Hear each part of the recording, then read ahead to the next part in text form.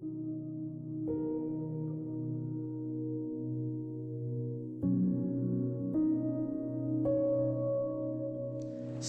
Horas, Bapak Ibu yang dikasihi Tuhan Yesus. Kita akan mendengarkan renungan harian pada hari ini. Sebelumnya kita akan mengambil sikap berdoa dan bernyanyi. Kita bernyanyi dari Kidung Jemaat nomor 425 ayat 1 dan ayat yang kedua.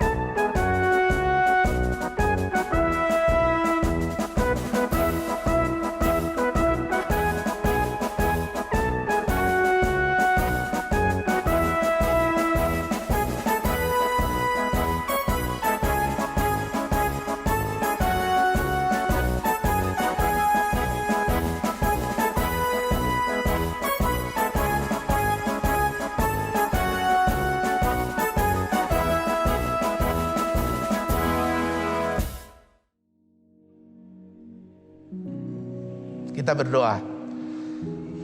Kasih karunia dan damai sejahtera dari Allah Bapa kita dan dari Yesus Kristus Tuhan kita. Amin. Ibu bapak, saudara-saudara yang dikasihi Tuhan Yesus, renungan firman harian yang ditetapkan HKBP pada hari ini Senin tanggal 27 September 2021, yaitu dari surat kiriman Rasul Paulus kepada jemaat Korintus yang kedua, pasal yang ke-11 ayat 30. Demikian firman Tuhan. Jika aku harus bermegah, maka aku akan bermegah atas kelemahanku. Bahasa Batak di dosongon. Moleko memuji-muji aku, akahagaleo kima hupa puji-puji. Demikian firman Tuhan.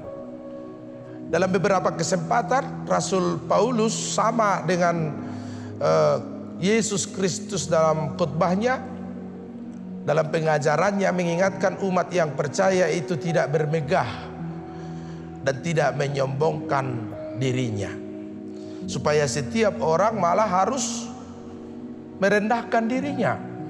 Ketika Rasul Paulus menerangkan ketuhanan Yesus dalam Filipi 2, ia mengatakan bahwa nang pe anak ibana.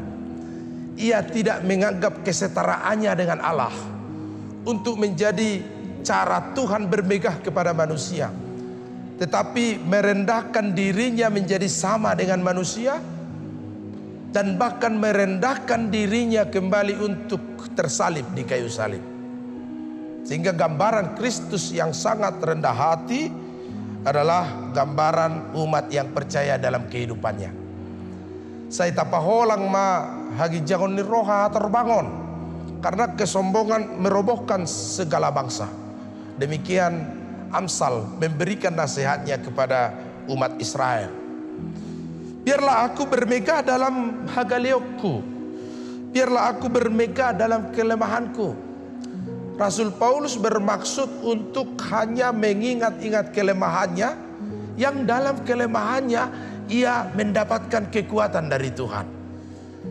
Filipi 4 ayat 13. Segala perkara dapat kutanggung di dalam Dia yang memberi kekuatan kepadaku.